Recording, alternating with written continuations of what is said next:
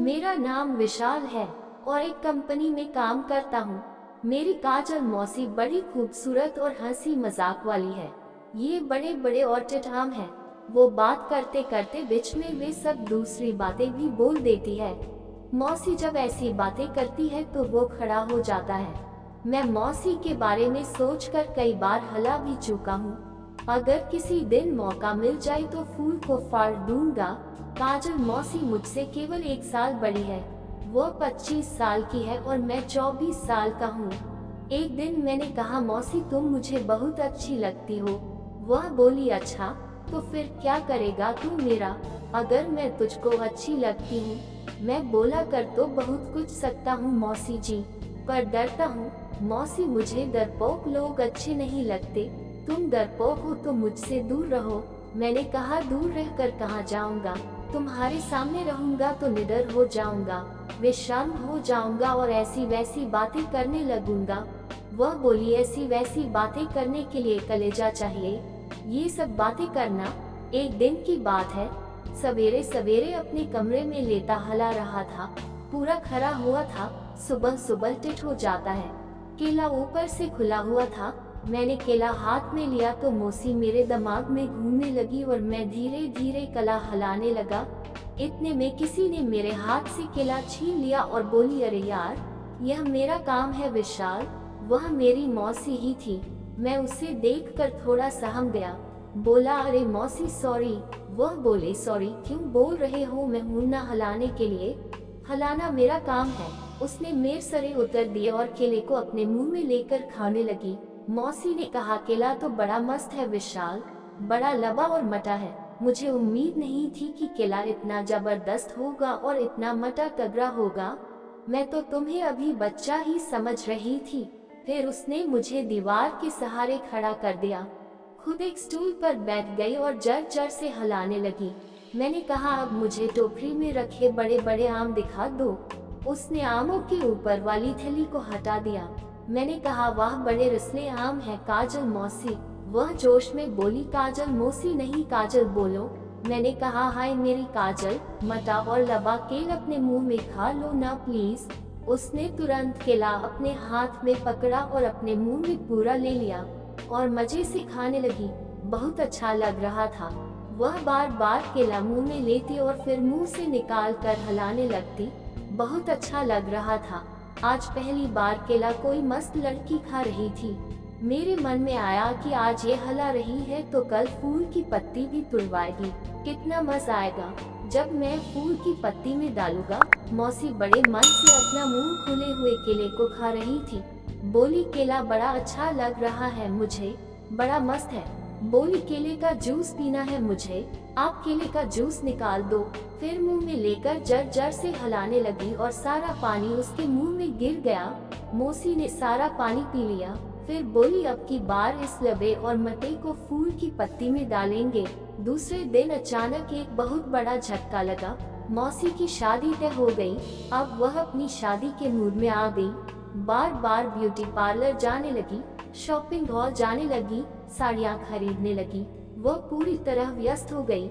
उसे मेरा ख्याल भी नहीं आया और न मेरी हिम्मत हुई उसको कुछ बोलने की। समय यूं ही बीतता गया। वह जब दुल्हन बनी बैठी थी तो वास्तव में बड़ी जबरदस्त खूबसूरत लग रही थी। मैं मन महसूस कर रह गया और वह शादी के बाद अपनी ससुराल चली गई। 15 दिन बाद वह अपनी ससुराल से वापस आ गई। मैं समझ गया कि काजल मौसी अपनी सहगरत मना कर आई है। फूल की पत्ती तो फट गई होगी, लेकिन वह सच में बड़ी सुंदर लग रही थी। उसका रूप रंग सब कुछ बदला हुआ था। मांग में सिंदूर, हाथों में कंगन, गले में हार, कानों में झुमके और पावों में पायल, ये सब मौसी की खूबसूरती बढ़ा रही थी। वह बहुत ही ज्यादा मस्त लग रही थी। मेरा मन फूल देखने का हो गया। मैं उसको आते जाते बड़े गौर से देखने लगा। आते ही वह बड़े प्यार से मिली थी मुझसे, लेकिन 2 दिन बाद भी कुछ नहीं कर सका। वो सबसे खुलकर बातें भी कर रही थी, अपनी ससुराल के किस्से भी सुना रही थी सबको, लेकिन पहली रात की बातें किसी को भी नहीं मालूम हुई। मैं ये जानना चाहता था कि किसका ज्यादा अच्छा है। इसका जवाब तो काजल मौसी ही दे सकती थी, वह भी एकांत में। मैं उसी मौके की तलाश में था। मैं उससे अकेले में बात करने की कोशिश करने लगा, पर वह हमेशा किसी न किसी से घिरी रहती थी। एक दिन जब मैं बाथरूम जा रहा था, तो वह मुस्कुराती हुई मेरे कान में बोली, विशाल कैसा है तुम्हारा वो। मैंने भी उसके कान में ही जवाब दिया, जैसा तुम छोड़कर गई थी वैसा ही है, लेकिन आजकल फूल की पत्ती फाड़ने के लिए कह रहा है। बोली तो चलो आज फाड़ दो फूल की पत्ती गुफा को अपने केले से। फिर मौसी और मैं बाथरूम में घुस गए। अब घर में हम दोनों के अलावा कोई और नहीं है। मैंने दरवाजा अंदर से बंद कर लिया। उसने मरी तलियां खींच ली तो मैं बिल्कुल ऐसे ही हो गया। फिर उसने भी सब कुछ खल दिए। अब फूल बिल्कुल मेरे सामने था। मैं बड़ी देर तक उसे देखता रहा। कुछ देर बाद मैंने आमों को हाथ में लिया तो देखा कि पहले से बड़े हो रखे हैं। मैं बोला, पहले तो टिट आम थे, अब बड़े बड़े हो गए आम। वह बोली, अब इनको और बड़ा कर दो विशाल। मौसी केला हाथ में लेकर खेलने लगी, साबुन लगाने लगी। मैंने भी खूब साबुन लगाया और फिर खूब नहलाया। मैंने कहा, काजल मैं तुम्हें बहुत याद कर रहा था। वह बोली, मुझे भी तुम और तुमसे ज्यादा ये बहुत याद आता था। फिर मैंने पूछ ही लिया, वो वाला कैसा है। वह बोली, हाँ बस काम चलाव है, ये उससे लबा और मटा है। ये सुनकर मुझे बड़ी तसल्ली हुई। मैंने फिर कहा, अगर उसे मालूम हो गया तो वह बुरा मानेगा ना। वह बोली, वह क्यों बुरा मानेगा, बुरा मानेगा तो मेरा क्या उखाड़ लेगा। मैं उसके सहरे नहीं रहने वाली, मैं तो और भी खाऊंगी। मैंने कहा, अच्छा ऐसी बात है, मुझे तो पता नहीं था। वह बोली, हाँ मैं शादी से पहले खूब खाती थी, अब मुझे किसी बात का डर नहीं है। अब तो मेरी शादी हो चुकी है, अब तुम इस फूल की पत्ती को फाड़ दो। फिर हम दोनों बद पर आ गए। उसने मुझे लेटा दिया और फूल को मेरे मुंह पर रख दिया। मौसी ने अपने बलों का जूड़ा बनाया और झुक कर केला खाने लगी। मैं भी फूल की पत्ती को खा रहा था। मैंने देखा कि आज वह अच्छे से केला खा रही है। उस दिन थोड़ा डर रही थी। केल बिल्कुल टिट हो गया था। मैंने नचे पटका और चढ़ गया पर फिर मैंने लबा और मटा फूल के ऊपर रख दिया। फूल से पानी निकला हुआ था जिससे पूरा फूल गीला हो रखा था। तो फिर मैंने फूल की पत्ती रखा और एक झटक दिया। पूरा फूल की पत्ती के अंदर चला गया, पता भी नहीं चला और एक ही झटक में पूरा फूल की पत्ती के अंदर चला गया। तब मुझे मालूम हुआ कि बहुत बड़ी पत्ती है इस फूल की। मैं बार बार जड़ जड़ से पत्ती से लकड़ी अंदर बाहर करने लगा। मौसी बोली, हाय विशाल क्या बात है, पत्ती के अंदर तक चेट मार रहा है, अंदर तक फूल की पत्ती फट रही है। मुझे इतना मस्त तो अपनी सहकरत में भी नहीं आया था जितना मजा जा रहा है। सच्ची में बहुत अच्छा लग रहा है। मैं धीरे धीरे झटक की स्पीड बढ़ा रहा था और वह भी पूरा सक दे रही थी। अब निडर होकर फूल की पत्ती फुड़ने का मज ही अलग है। मौसी बोलने लगी, आज इस फूल की पत्ती को तोड़ दो, पूरी पत्ती को तोड़ डालो, जड़ जड़ के झटक मरो और तोड़ डालो आज इस फूल की पत्ती को। इस फूल की प्यास बुझा दो, बड़ा मजा आ रहा है। और जड़ जड़ से केल डाल पूरा दर तक डल। ऐसे बोलती ही जा रही थी। मैंने कहा, दूसरे फूल को भी तोड़ दूं क्या। फिर अलता किया और पहाड़ों के बीच वाले फूल को फाड़ने लगा।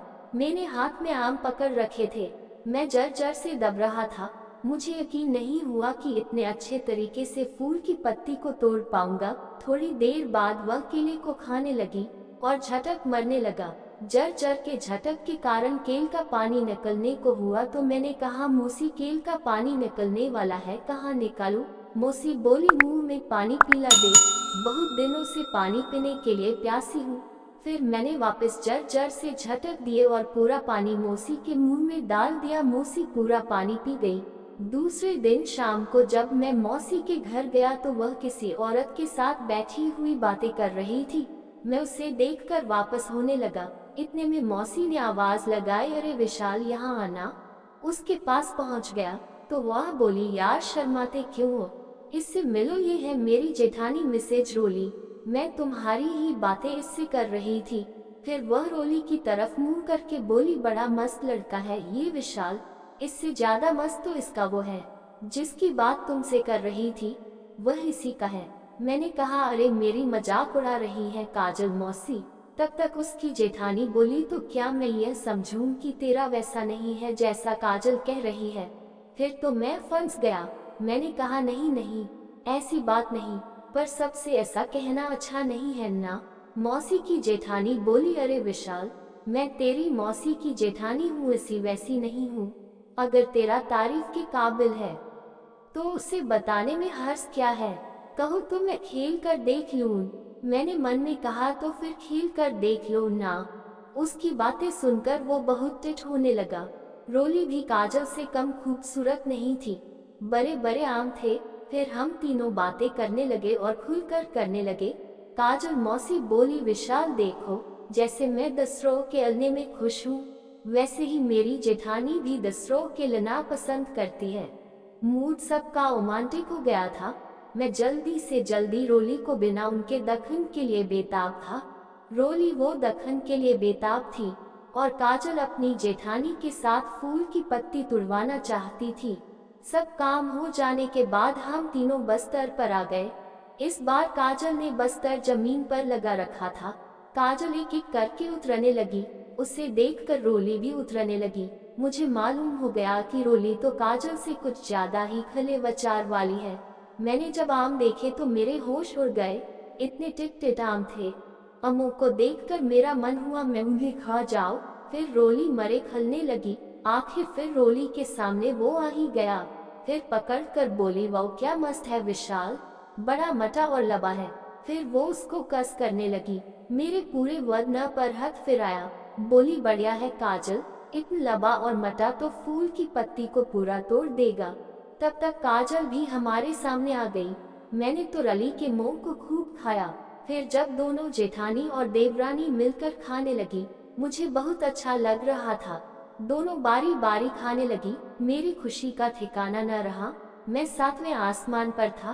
कुछ देर बाद काजल ने कहा, इधर आ मेरी रोली, अब मैं ढलूंगी फूल की पत्ती में। उसने रली की दनों को उठाया और उसकी फूल की पत्ती पर रख दिया और एकदम से परा हाथ से पकड़कर पूरा रली की फूल की पत्ती में डाल दिया। और फिर मुझे बोली, जर जर से झटक मार, तोड़ दे आज इस फूल को। फिर मैं जर जर से ढक लगाने लगा। रोली भी कहते जा रही थी कि और जर से झटक मरो, बहुत अच्छा लग रहा है, पहली बार इतना लबा और मटा इस फूल में डला है। और जर जर से धक मारो। मैं उसकी दनों को अपने कंधे पे रखकर जर जर से धके मारने लगा और फिर पूरा पानी फूल में ही डाल दिया और पूरा पानी जब से चट लिया। कहानी अच्छी लगी हो तो चैनल को सब्सक्राइब और वीडियो को लाइक करें। धन्यवाद।